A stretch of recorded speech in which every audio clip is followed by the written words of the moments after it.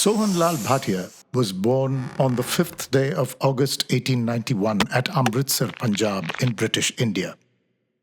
He was the eldest son of Ram Kaur Bhatia, a homemaker, and Dr. Hiralal, a well-known surgeon. After finishing his matriculation, Bhatia set off to London to study medicine at Cambridge University. Brought up in a spiritual household, young Bhatia believed that he would perform all duties to serve God. That spirit of devotion was deeply ingrained in him before he made up his mind about taking up medicine. Bhatia wrote regularly to two people. The first he met at Cambridge. Sir A.V. Hill, who was later awarded the Nobel Prize for Physiology, was his lifelong mentor and friend. Bhatia even studied physiology inspired by his teacher. The second was his father.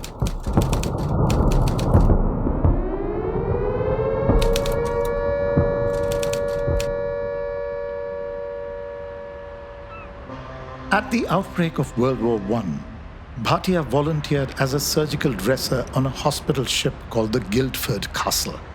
He was still a student at the time. There, he gave first aid to the wounded soldiers and moved them from the war zone in France to the base hospital at Southampton. After his graduation, he returned to India to join the Indian Medical Service. He was posted to the 105th Maratha Light Infantry, known as the Kali Panchvi. The First World War brought the large-scale use of chemical weapons. Big shells attacked his medical post. Shells bursting so close to you when you are dressing a wound does not, I imagine, steady the hand and nerve required for surgical work. Through the firing, Bhatia continued to dress wounds and saved many lives. Every war brings a new way of maiming human lives. Ultimately, in World War II, the Japanese army had approached the India-Burma border, which resulted in total disruption of medical facilities in the region. Bhatia, who was 50 years old then, was the Inspector General of Health Services and Prisons at Assam. He prepared proposals for hospitals, dispensaries, and medical clinics, and in just 2 years, helped restore the area's damaged healthcare system. At the age of 29, Bhatia was transferred to Grant Medical College in Bombay. He became the youngest professor of physiology and hygiene to teach at the college. The same year, Bhatia married Rajkishori from Masuri. They were popular in the social circles of Bombay, and they were the heart and soul of the athletic events at Grant Medical College. Bhatia had a reputation for being strict. As soon as he entered classrooms, students went completely silent. And yet, he kept the hostel gates open for late-night cinema goers. He granted concessions and sometimes paid fees for students who could not afford them. When exams approached, he slipped clues to 1 or 2 questions in his lecture.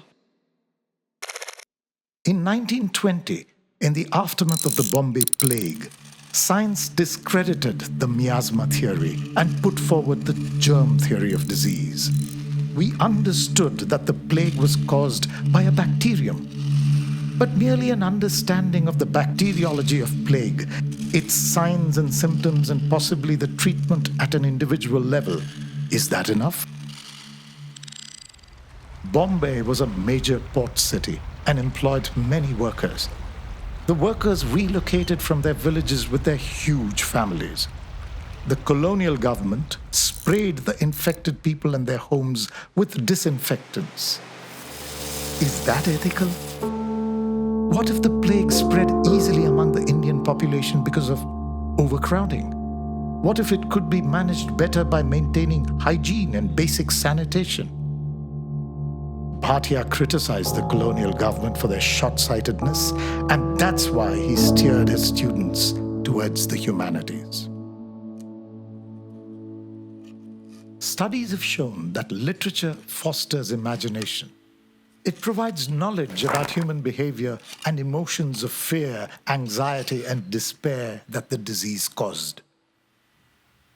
The question of whether it was justifiable to destroy houses of the infected can be argued in the study of philosophy and ethics.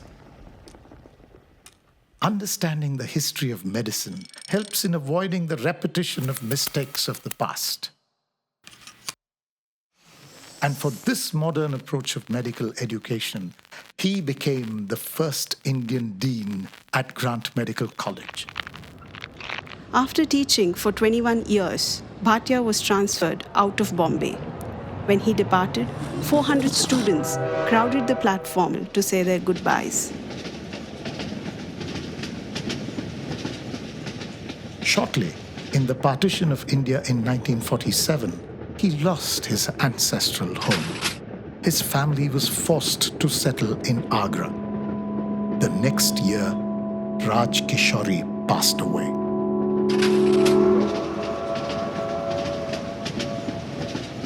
The India he lived in was India in transition.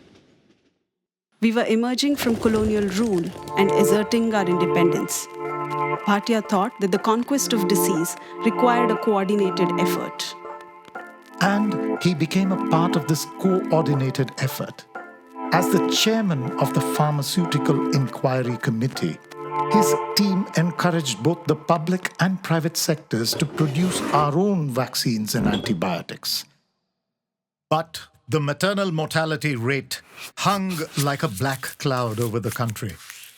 Complications of pregnancy and childbirth were believed to be the leading cause of death among women of reproductive age in the country.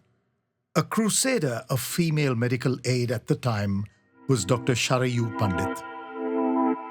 They got married in 1952 and spent many cherished moments together at their home in Bangalore. As Bhatia turned 90, he said, "90 is too long to live. I am no longer useful. I think I should go."